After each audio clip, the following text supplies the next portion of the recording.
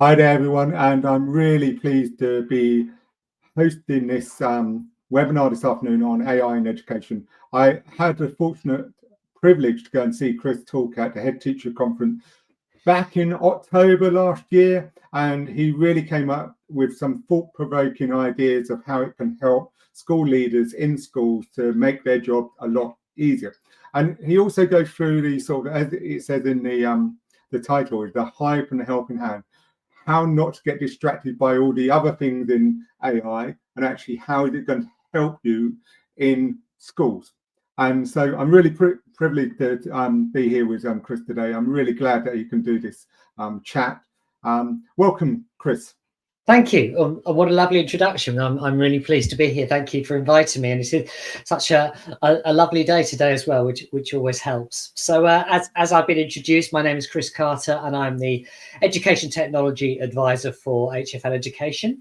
And as you can probably imagine, being someone who kind of specialises in ed tech, my current world is very full of AI. So I'm very happy to come and talk to you about it today. So let's have a look. I'm going to be with you for 60 minutes, and I'm going to start off by just sort of giving a general overview. You know, how much of this is hype? How much of this is real?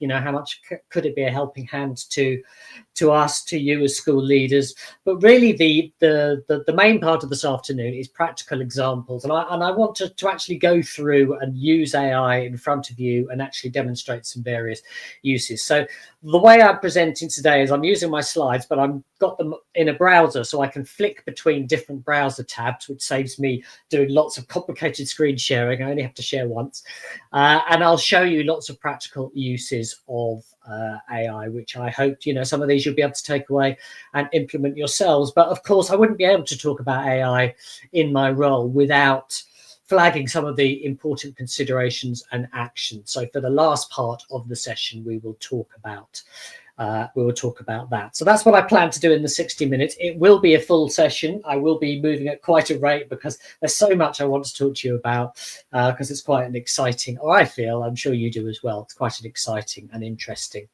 field. So let's dive straight in, shall we? I mean, you know, there's certainly a lot of hype, isn't there? I mean, over the last 2 years, really, we've heard so much about AI, and there's been so many news stories and so many headlines about AI, some of which are quite sensational, some of which are quite worrying, some of which are quite exciting. But, you know, we do tend to see this when new technologies emerge. And whilst AI isn't necessarily new technology, some aspects of it are new.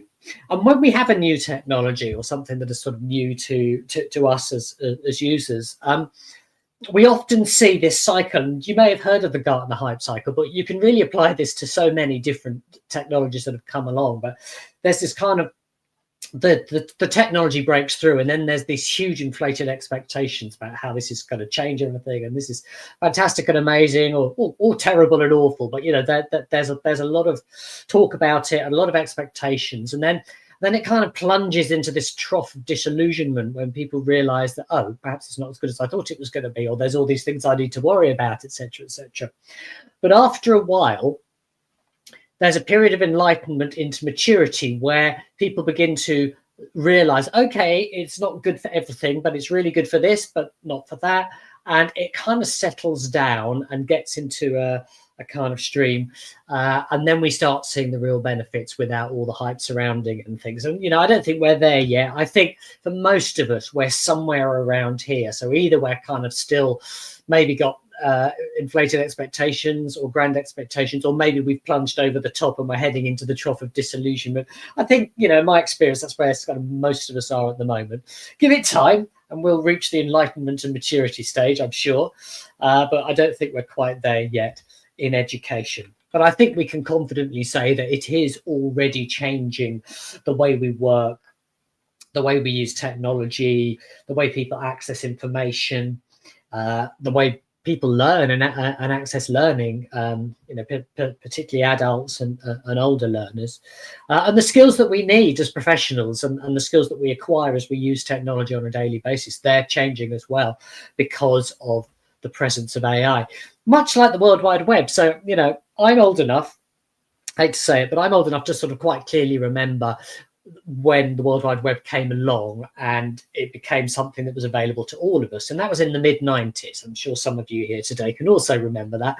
But if you think back to then, you know, we could never really have imagined the way that the World Wide Web would have evolved and how it facilitates the way we work today. So just for example, here I am, and I'm sitting in my home, which happens to be in St Albans, Hertfordshire, talking to you all in different places because of the internet, because of the World Wide Web. This technology has enabled us to do this type of thing. But I'm sure your earliest memory of using the internet was very different. And when it did first come out, we just couldn't have imagined where it was going and how it would dominate, you know, pretty much all aspects of our working lives and even our non-working lives in the way we communicate with friends and family and things. So this really is only the beginning as far as AI goes, but I think we're going to sort of see similar impacts or even greater impacts on us as we did with the World Wide Web. And AI has already surpassed human capability in many things. So reading, comprehension and speech handwriting and image recognition, AI has been shown in various tests and studies and things to outperform humans already. And actually it has done for some time.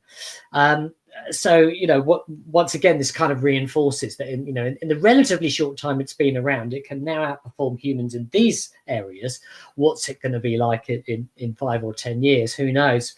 So, you know, it won't surprise you that the use of AI does continue to grow. And so, you know, in these figures from the National Literacy Trust, from last year, 2024, half of teachers, roughly, I gather this has grown to almost 60% now, but, you know, we can certainly say around half of teachers are using AI regularly, but some of them are concerned about pupils' use of generative AI. And, you know, as an aside, I'm not going to go off into safeguarding and things too much today, but, you know, we know that some of the messaging apps and things that children use, whether they should be using them or not, we know they are, of course, you know, have built-in AI bots and friends and girlfriends and things like this, which, you know, is quite concerning, really.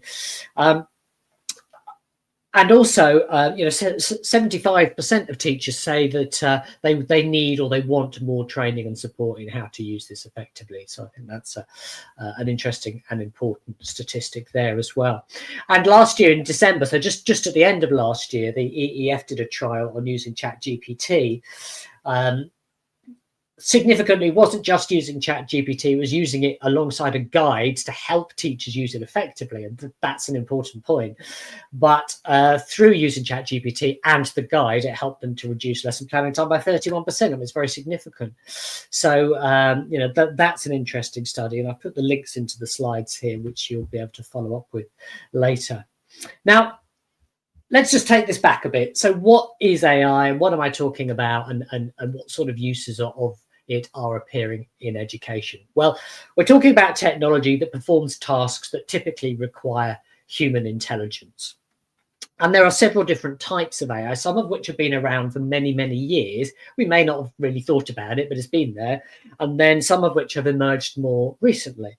So, for example, narrow AI has been around for some time. And this is an AI that's trained to perform a single task. And it does that task well, but it can't do anything else. And an example of that would be a customer service chatbot. So, you know, when you go into your insurance company or you log in, something like that, the bottom right is usually the bottom right of the screen, a little sort of bot pops up and says, can I help you today? What are you looking for? And as I'm sure you've twigged, that isn't a person. There isn't a human on the other end of it waiting to talk to you, or rarely anyway. It's usually an AI bot. And if you ask it about insurance, it will answer you and it will tell you where to go and it'll answer your questions. But if you ask it about, I don't know, post-Renaissance architecture or something like that, then it's not going to know what you're talking about and it won't be able to answer you because it's a narrow AI. So that's one form that's been around for a while, as has machine learning. So machine learning learns from your input and trains itself as you carry on using the technology. And a good example of that is streaming services. So I'm sure that most of us use some form of streaming services. Maybe it's to watch movies, maybe it's to listen to music. And as you know, the more you watch things, if we take a movie example, the more you watch films, the more it will suggest films that it thinks you want to watch. And of course, it does that through machine learning. There isn't a person there thinking, oh, this person likes action movies, so let's suggest an action film for him to watch. It's learning automatically by your use, and it's observing your viewing history, and it's using that to give you recommendations. So that's a very common use of machine learning. And then we have the large language models, and these are the ones that have come along more recently. So that the first ChatGPT iteration became public in November 2022. And these are trained on vast, sort of mind-boggling amounts of data that enables them, by analyzing that data and analyzing the language in those sources, those training materials, it's able to reproduce human-like language by kind of recognizing and following patterns and reproducing them.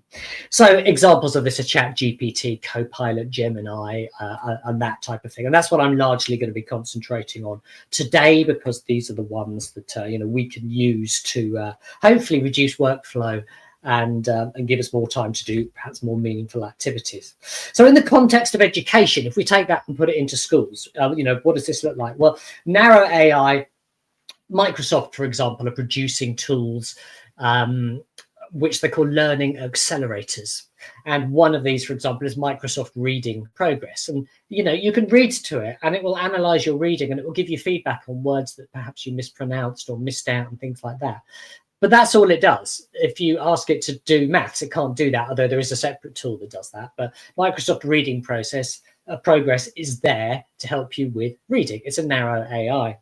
And in machine learning, we see these adaptive learning platforms where the children can do quizzes, and then it adapts the path through the quiz activities for every individual child based on their performance. So it's learning from their performance, it's identifying where there may be misconceptions and things, and so it's feeding them the right content to respond to that. So this is an example of machine learning. And these tools have been around for some years, as you'll be aware. And then there's the large language models that we can use, for example, for creating content. Teachers could create lesson plans and classroom materials, and we could write stuff with them. And as I said, this is largely what I'm going to be talking about today. And back in February, the DfE announced that they were funding some AI prototypes. So they're putting £1 million, which is not a great deal if you consider that there are 16 tools they put that into, but they're developing these tools for education, for different age groups, right across education from early years up to further education and higher education, I believe. But we're expecting some news on this quite soon, actually. In April, I'm expecting news on this. It'll be really interesting to see what becomes available, how it becomes available, what the tools do. This is not designed to replace teachers in any way, shape or form, but hopefully make the lives of teachers and the workload of teachers better. So watch this space. That will be really interesting.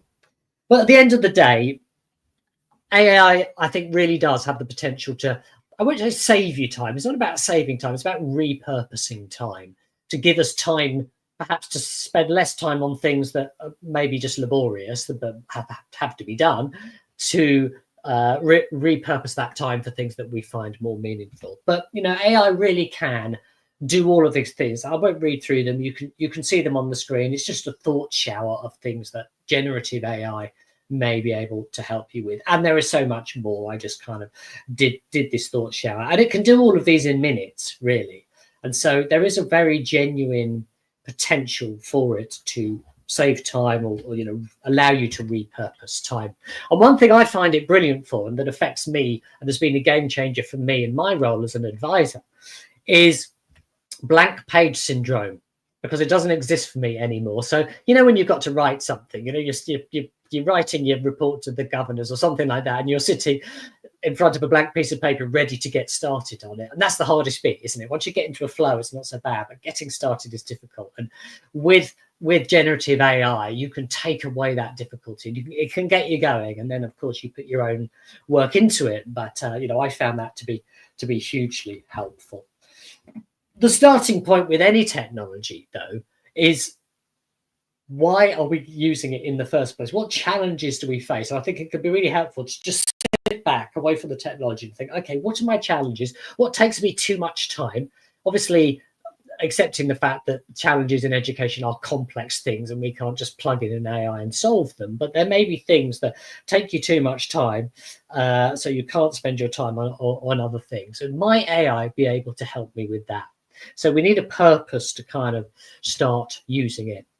And I think, and I've been using this analogy with my own colleagues because I've been doing quite a lot of internal training for the people at HFL recently. Think of your AI tool, whichever ones you choose to use. I'm going to be using a number of different ones today, just as examples. Think of it as an assistant or an intern that kind of works alongside you. It's not going to do everything perfectly, and you wouldn't expect an intern to be able to do that, but it can assist you. And I have AI open next to me pretty much all of the working day. If I've got a working day at my desk, I have AI open pretty much all the time, and I just kind of go backwards and forwards to it as I'm working. It's really important that you maintain the human element. We don't want machines to write everything. It's going to become a very generic kind of dehumanized world, isn't it, if AI just writes everything for us? But it can get you started, as I've said, and then you can put your own input into it. But it's really important that we maintain our personalities, because that's what makes us human and unique, and it's the most important thing we have, really. And the more you use it, the better you will get. So if you've tried it out and it hasn't been perfect, it hasn't been brilliant, that's absolutely normal and perfectly fine. It's acceptable. But the more you use it and the more you get examples, and I hope to help with some of this today by showing you some real specific examples. But don't expect it to work for you instantly. But the more you use it, the better you will get at it, and you will begin to learn and see how it can help you. Even if it only saves you 10 minutes a day at this point, that's nearly an hour a week for you to do something that for you is more meaningful. So thinking about that analogy of it being an intern, what is a good job for an intern to do? If you had a real intern, so to speak, what sort of work would you give to them? Well, perhaps something that normally takes time to do, but is quick for you to review it and check it. Because if it's going to take you hours to review it and check it, then you might as well write it yourself, really. Something that isn't so important that a mistake would be a disaster, you wouldn't give that to an intern. It's not fair on them. It's not fair on you. It's just not what you do with interns. So we don't do that with AI either. You wouldn't give an intern something that's sensitive or confidential. So we wouldn't put that into an AI either if we're being really careful and following good practice. And also, it can be a good idea to give the intern something for which you can also provide examples as references. So you can say, look, here's an example. I want you to make one that looks like this. And we can do the same with AI. We can feed it something and say, please make it follow this pattern, this style of language, this length, etc. And that can be helpful to give it an idea of what it is you're looking for. Because if you're not really specific, as we will see today, if you're not really specific, then how does the AI know what you want? It's very clever, but it's not necessarily a mind reader. AI is great at writing things up for you, but you still need to do the thinking. So what I sometimes do is, my role as an advisor is, I'm paid to have a certain level of expertise in certain areas. And so I've got that expertise, and I will kind of use my expertise to put bullet points down. And then I'll go over to the AI and it will write it up for me, and it will fill it out, and it will do that bit of work that actually takes longer. The thinking, the expertise has come from me, and I'm not, AI isn't going to replace that. But I can get it to assist me in then taking those bullet points and writing them up in full and expanding them for various different purposes. So I found that a really helpful use of AI. And when we use it, when we're using generative conversational AI tools, we start off with a prompt, which is the instruction you are giving to the AI tool to do what you want it to do. It's called a prompt. And then we put that into the AI. The AI works its magic, does its stuff, and it comes back with an output. So we've got this kind of 3 stages, really. The quality of what goes into the AI very much controls the quality of what comes out of the AI. So if your prompt is not effective, the output is generally not going to be effective either. So learning to write effective prompts is a great skill, and that's what you need to get down so that your use of AI becomes really effective and really helpful. Data from Google shows that a lot of user prompts are 9 words or less, whereas the average number of words in a successful prompt is 21. So considerably more than that. And actually, some of the prompts I'm going to show you today are many, many times longer than that. So, you know, your prompts do need to be long and detailed often to get what you want. Of course, it does depend on what you're asking for. And it can help to give the AI a role and tell it what it is. So it sort of assumes a role. So you might say to it that you are a head teacher, or you're a copywriter, or you are an expert in whatever it is that you want to ask it about. And you need to tell it who it's generating for. Otherwise, the output may not be appropriate for your audience. So, you know, you want to state which country we're in. That's important, because if you're talking about the education business, then obviously it's very different in other countries, and we want to talk about the one that we work with. So you need to give it this information and give as much background information as you can. And you need to be very specific about what you want, and tell it, you know, things like how long do you want it? What tone of voice do you want it to use? What sort of level of complexity do you want? And, you know, give it as much detail as you can. And sometimes it's helpful to tell it what you don't want. But if you think it's going to do something, you think, oh, I reckon it's going to do that if I ask it this, tell it not to.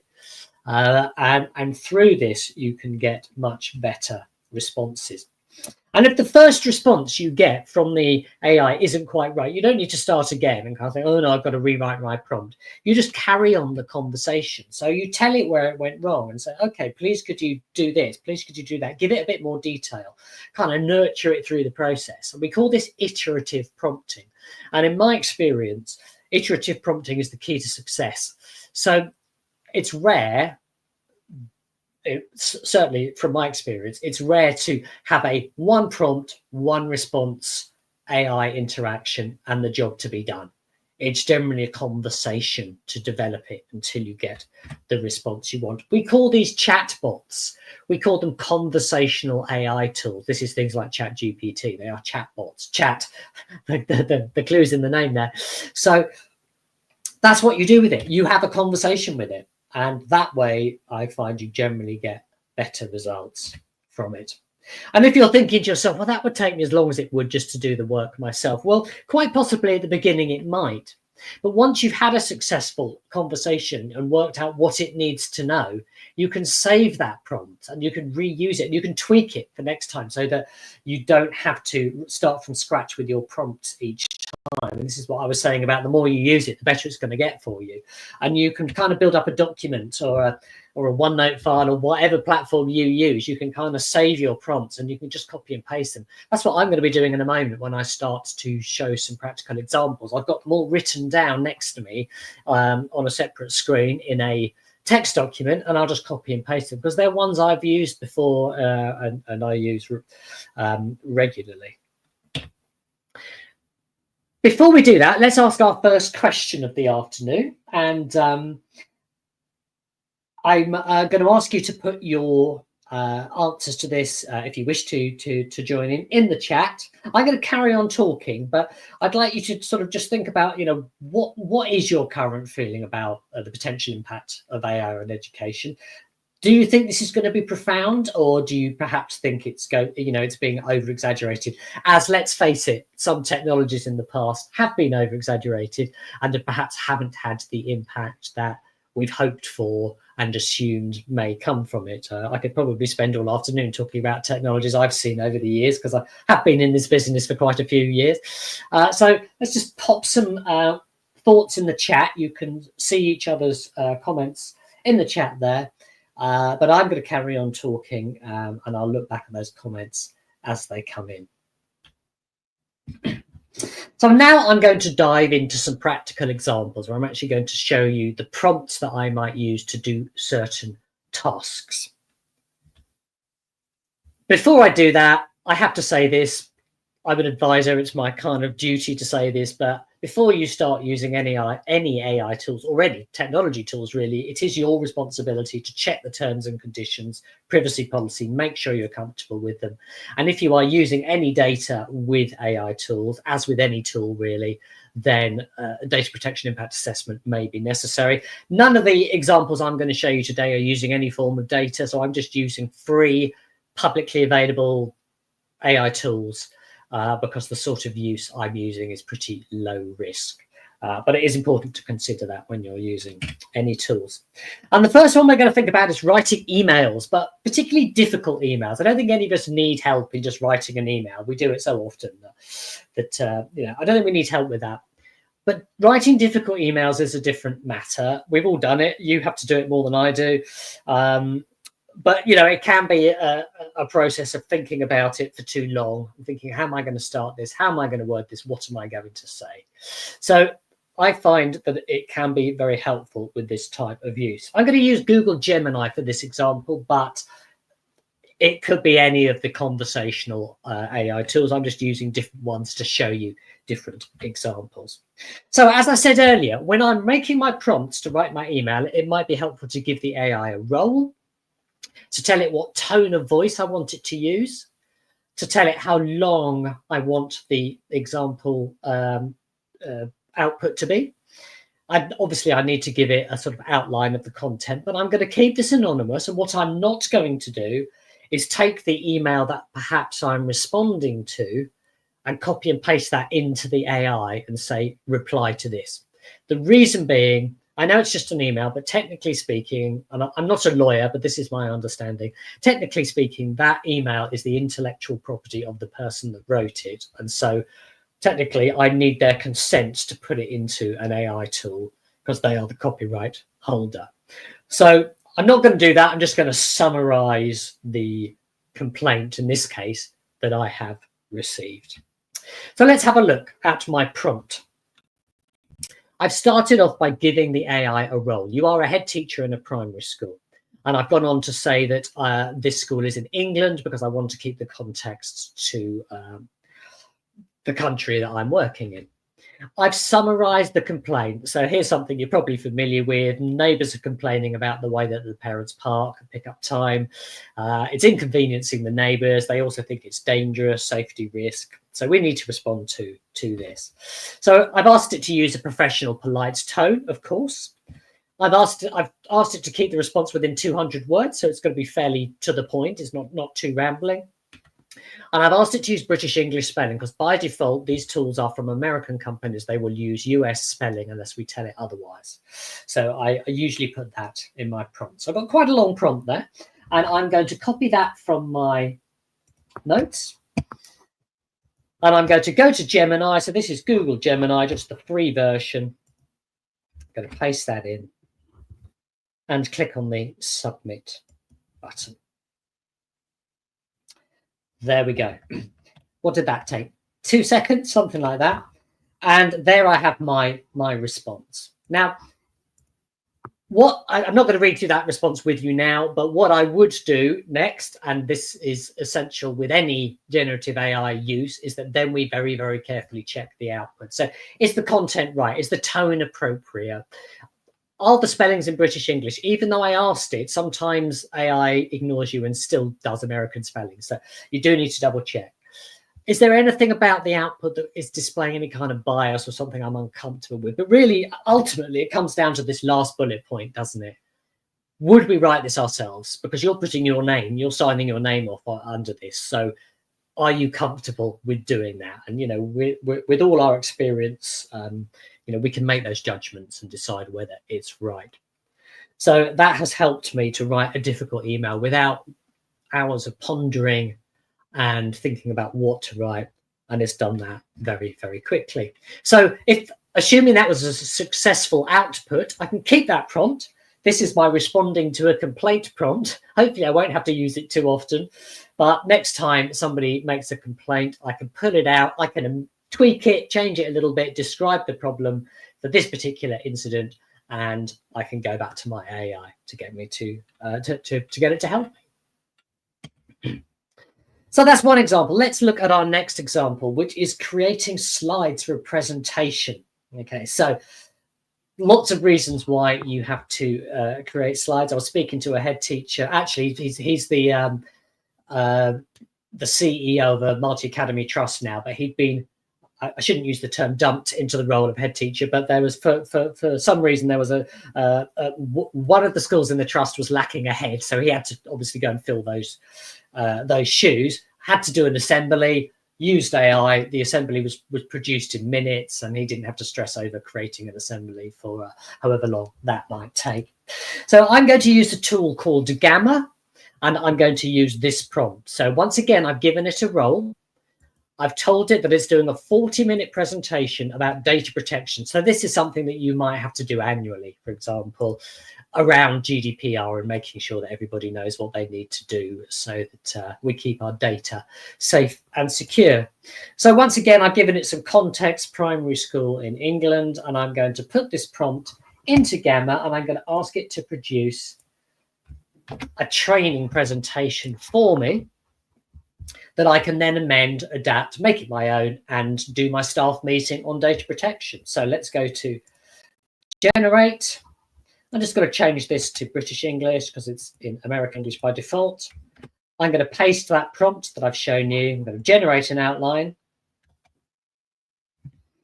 And it's just going to produce the 8 slide. I just left it on the default 8 slides. There we go. So it's, you can see what it's going to cover in the slides. Okay, I can add to that if I want. I can amend things, but I'm just going to click on generate. And what it's going to do, it may take a moment to do it, but it's going to produce a set of slides. And it's going to illustrate those slides and everything for me. All about data protection. There we go. That's going to trundle away, but you can see how it's working through building these slides for me. Just imagine how long it would take you to do that manually. And so what you can do once it's finished its work is you can export that to a PowerPoint where you can then make it your own. You could stick your school logo on it, and you'll need to amend things and tweak it to make it appropriate for your, very, very particular setting. But the real brunt of the work has been done for you. And once again, you've probably saved yourself a good hour of work there. The next one we're going to talk about is scrutinizing and working with long documents. And this has been an absolute game changer for me, because I get in my inbox, probably on a daily basis, some lengthy report about EdTech, usually AI at the moment, some new research thing I really ought to read, some evidence, some DFE guidance. You know what it's like. You have to do it even more than I do. There's always things to be reading. And some of these documents are massive. How can you read those and take them in? So this is where Notebook LM comes in, because it's an amazing tool. And the way it works is this. Tools like ChatGPT and Gemini and things are trained on absolutely vast amounts of data. Therefore, if we start asking it questions and things like that, it is going to use all its training to answer us. And some of that training just isn't relevant to what we want to know about. And so sometimes the answers we get back from these tools, unless we're really, really specific in our prompts, can be a little bit too generalized, not specific to our particular circumstances. With Notebook LM, you give it the sources. You upload the documents that you want it to work with, and it trains the AI on only those documents, those sources, so that you can then start questioning those sources. And it's not going to refer to the whole of its training, which is much of the World Wide Web and more. It's going to only refer to the documents you have given it. So let's take an example. I'm sure you're familiar with this. The Strong Foundations in the First Years of School OFSTED document. I think it's about 35 pages long. Came out towards the end of last year. Just taking this as an example. It could be any document. I'm just using this as an example. And I'm going to go to Notebook LM, create a new notebook, and I'm going to upload that OFSTED document into the AI. And while it's doing that, it's going to train itself on that document and only that document. So any questions I now ask it, and I can use it much like ChatGPT now, But any questions I ask it are only referring to this document. So let's say, for example, I'm just going to copy a prompt I've got in my document here. Summarize the main findings from this source in a series of bullet points. So let's imagine I've got to go into a meeting or something, and I'm expected to have read this document and have taken it in. That's difficult when it's over 30 pages long, and there's a fair amount of sort of blurb in there as well. So I'm going to ask it to do that. It's only going to reference this document, and it has given me a kind of one-page summary, which I can read, I can consume, I can take away with those key bullet points in my head ready for my meeting. So I use this a lot, and I found it greatly helpful. There's other things you could do. I could spend all afternoon showing you clever things you can do with Notebook LM, because it's a great tool. One thing that I will just tell you about, I won't demonstrate because I don't really have time, because it takes a few moments to do this. But if you're somebody that likes to listen rather than read, then you can get it to create a kind of podcast where there are two AI voices that are so good you would never know they're AI. It's really spooky. Two voices having a conversation about your source. So if I clicked the generate button on the right, it would have a conversation about the OFSTED document and what's in it. And I can sit back and listen to that, maybe put it in my car or something when I'm driving, so I can consume it in a way that works for me. And I can also create briefing documents and study guides and FAQs and all manner of things from the sources that I choose. You can add up to 50 sources to one notebook. So I've uploaded a whole freely available scheme of work into it, and I can ask it questions like, okay, I want a progression of vocabulary for this scheme of work. Please pull out the key vocabulary terms from each unit and put them into a table for me. And it will do that. And it's like, wow. So great potential from tools like this. I will just urge caution around what you upload to it. So I wouldn't upload personal details. I wouldn't upload sort of private letters and things like that, thinking about the intellectual property. I didn't have any problems with uploading the OFSTED document because it's publicly available on the internet. It's there anyway, so it's probably been used to train ChatGPT and other tools anyway. I don't know, but it wouldn't surprise me. And using the same sort of tool, Notebook LM, I can also get it to proofread and suggest improvements for my work, things that I have written. So, you have to do a lot of writing of governor reports and all sorts of things. And, you probably still want to do most of that yourself, even though you might get AI to sort of help with some of that. You're doing the brunt of the work yourself, but you can take the sort of first draft, you can put it into Notebook LM and ask it to proofread it for you, look out for spelling mistakes, typos, grammar, and to just kind of tone of voice, things like that.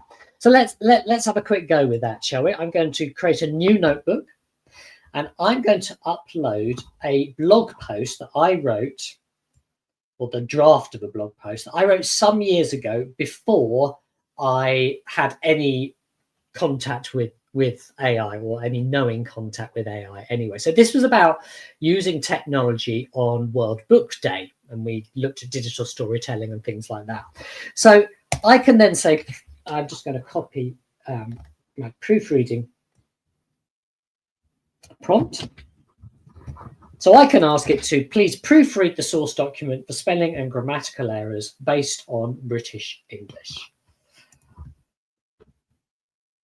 And we'll send that into Notebook LM, and it will have a think about it. And there we go. And it's gone through, and you can see that I've missed out an apostrophe S there in children's books. It's found these little things that I wouldn't find myself if I'm reading it, because if I'm proofreading stuff, I always miss my own typos. And so it's gone through, and it's found various things that I could do to improve it. And I could, also ask it, how can I improve this? So let's say, please suggest how I can improve the source article for publication as a blog post with the intended audience of school teachers in England, because that's how I wrote it for originally. So let's ask it that. Brilliant. Okay, so it's given me some suggestions. They're a bit long to read through now, but it's given me a number of different ways that I might take this blog post and expand on it and perhaps improve it. I don't have to take its advice, but it's useful to get that additional perspective before I submit my final draft for publication. So lots you can do with Notebook LM. I found it a really powerful tool. You can also get it to just kind of help you as you're writing, and this is something I do. I mentioned earlier that I have it open next to me a lot of the time, and this enables me to kind of just paste a paragraph in and say, please can you make it less verbose, please can you rewrite that paragraph without repeating such and such a word, because I notice I've used it too many times, things like that. And it just helps you do this as you're working, and I found that to be immensely powerful as well. Now, with this final example, I'm not going to actually do this because I don't really have the time to demonstrate it. So I'm just going to talk you through it. But you can take a spreadsheet. So in this case, I've got some attendance data that I've made sure is completely anonymous. I've taken out the names of pupils and just used kind of pupil 1, pupil 2 type of replacements. And I can put this spreadsheet into an AI tool, and I can ask it plain English questions. So if you're not a whiz, and I'm certainly not a whiz with functions and formulae and, you know, that type of use of spreadsheets, then you don't need to be, because you can upload the spreadsheet, the anonymized spreadsheet, and then ask it plain English questions. Which class had the best overall performance? By what percentage did attendance on Mondays and Fridays differ? You know, you can ask it some quite complex questions that you'd have to be a real whiz with functions and formulae to work out how to do that. So that could be useful in helping us to analyze data as well. Also, for send, it can be immensely powerful, you know, particularly in the hands of teachers, using it to adapt materials. You can lower the reading age, you can summarize texts for children that may respond better to bullet points, for example. So, you know, you could do lots of adaptation with generative AI, and you could even create personalized reading passages for pupils that, you know, they may find you know, that's got words in it that you want them to practice, that they find more challenging if you want to practice them, or less challenging if they're struggling to access text and things. So that's really powerful as well. You can also create custom images, of course. So, you know, just one example, you've got this text. This one happens to be on butterflies, but it could be on anything. And the majority of pupils in a class may well be able to access that text, but some of them may benefit from a simplified version of it.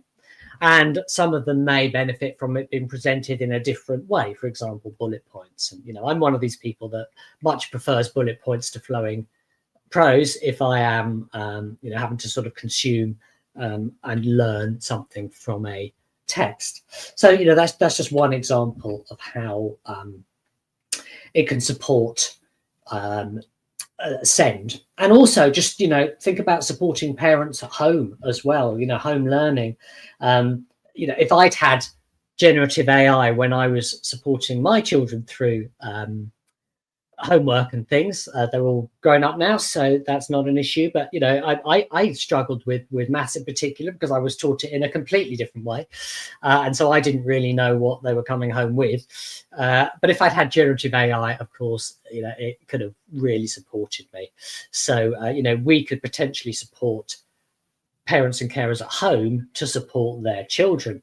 Of course, what we don't want to do is widen the already existing digital divide. So we have to bear in mind who's got access, because we don't want anyone to be disadvantaged by not having access to the AI tools. That's always an important ethical consideration.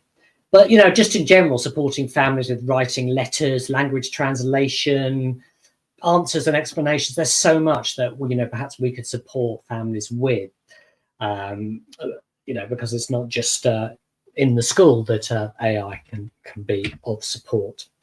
I've got another question for you now. I'm looking at the time and it's always running away with me, but having thought about the sort of challenges that you face and that AI might be able to help you with, it would be great if you could pop some things in into the chat to sort of show where you think AI could help you or is already helping you, because I know that we'll all be at different places in our journeys.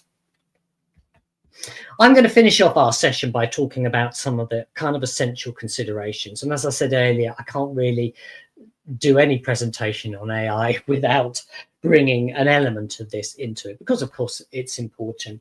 And if you're not already familiar, I'm sure you probably are, but these two documents were updated from the DFE in January, and they're well worth reading. So the one at the top is aimed at education providers, ourselves, and the one at the bottom is aimed at the companies that produce the AI tools for education.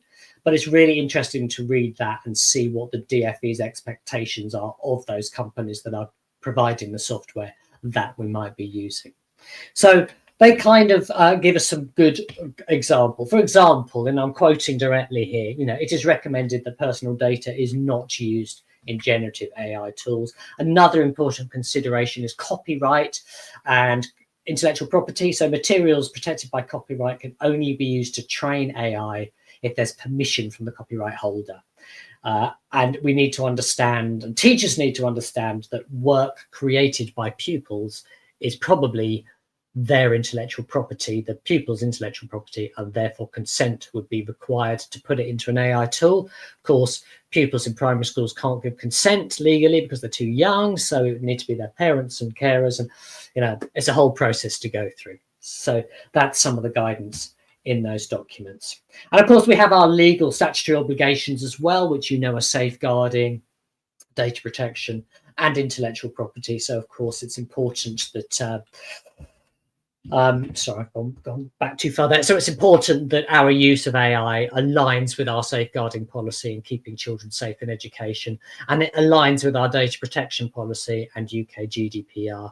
And as I've just described, understanding the copyright and intellectual property implications as well. What about OFSTED? What do they say? Well, they say that it's really kind of the same sort of things, that education providers need to ensure that their chosen solutions are safe and secure, that they know how to identify and address bias in the output if it's present, that they're transparent about the use of AI, and that they only use tools and uses that are ethically appropriate. They also talk about staff having clear roles and responsibilities, that staff have the sort of ability really to overrule AI suggestions and take ownership of what the AI is doing for them, and also to have systems in place to respond appropriately to concerns and complaints. So if I were to leave you with some actions to consider, what would they be? Well, first of all, AI literacy. It's important that your staff know the things I've talked about, really, particularly around those sort of safeguarding, data protection and intellectual property, those sort of statutory obligations that education providers have. So they need to know how to use it safely and effectively. It's also really important, if you don't already, that you understand the existing use in your school. What tools are your staff using and how are they using them? Because if you don't know that, how can you ensure that their use is safe and ethical and is meeting statutory obligations? So really important that it just kind of doesn't run away from you unchecked. There are lots of uses of AI, and some of them carry much higher risks than others. And as I said earlier on, the examples I've shown you today have all been relatively low risk, because they haven't involved any personal data. When I used a spreadsheet to look at attendance data, I made sure that was completely anonymized, as I did with my other prompts. So I would consider these relatively low risk. It's not without risk, but it's relatively low risk. But when you start working with intellectual property to mark pupils' work and write reports and analyze data, personal data, then you're moving into the high risk areas, and we obviously need to be much more careful. So, as a starting point, you want to make sure that staff are probably sticking over onto the left-hand side. It's common sense, really, isn't it? Sticking over on the left-hand side of this into the lower risk activities. Do you have a policy in place? There are lots of model policies available online. We don't actually produce a model policy ourselves. We've made the choice not to, because it really does need to be individualized, because schools are in such different places. We don't want to produce something generic that people might just take and put the name on and doesn't really reflect their own use of AI. So there are loads of them available, though, if you want to explore that. But you do need, I would recommend you have a policy. It can either be added to existing policies, or you have a discrete AI policy. Well, and as part of that, clarify where the roles and responsibilities for the AI use in your school lies. Might be a good idea to have a working group. You may already have one. Include people in different roles, not just teachers and leaders. Think about TAs. Even consider having a parent involved, so you get their perspective on it. Think about the challenges that you face as a school that AI may be able to help you with, and think about the tools that you may wish to pilot, in sort of controlled circumstances, so that you can see which ones work best for you, that you might want to start rolling out. So on that note, I would recommend that you pilot one use at a time. I don't think it can be particularly helpful, and it can be overwhelming to sort of try and bite off too much at one time, because this is quite an overwhelming area. So, just think about one challenge. Think, okay, could AI help us with this? Make sure you've got clear purposes for it, clear educational purposes for it, and think about the risk assessment that needs to be done before rolling out. And just to give you some examples, I've worked with trusts and individual schools and federations that have said, okay, we are going to use a made for teachers generative AI tool, something like TeachMate AI is quite a popular one, and there are plenty of others available. That's just one I've come across. And we're going to use it to help us generate lesson plans, lesson materials, etc., etc. We're not going to use it to write reports or this and that, or tools that I'm not sure all the different tools that are in it, because there are lots of them. But that they've identified a purpose, and they're going to try it out for a period of time and see if there's a positive impact from that. And everyone is trained not to upload personal information, intellectual property, and all those things we've talked about. So my final question for the afternoon is, I've given you lots of examples, and I'm going to go over to questions now and start looking at the chat so that we can wrap up today's session. But, what actions have you taken so far, and what do you plan to do next? So I'm just going to pull across the chat window so I can see if there are any questions. Anything I can respond to. So Jonathan's talked about is the personal data one. How do you ensure that? Yeah, exactly. So that is the challenge, and I would obviously encourage the involvement of an organisation's data protection officer.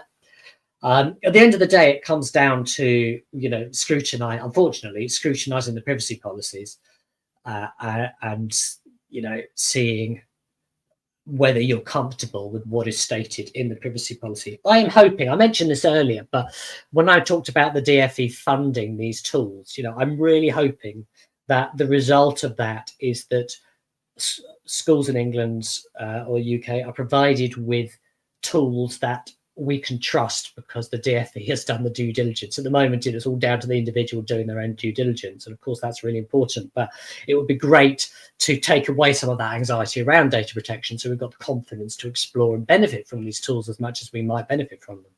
So that's what I'm hoping will happen, but I really don't know if that's what is going to happen. We shall see, hopefully in April. Sean has asked, will the presentation be available for us to share key points with staff? Jonathan, I assume you're sharing slides with delegates today? Yeah, we can share slides within the platform, so more than happy to do that. Just going back to some of the data questions, the personal one is actually there's so many products now that are out there that are there to design to help teachers simplify their work and create lesson plans and things like that.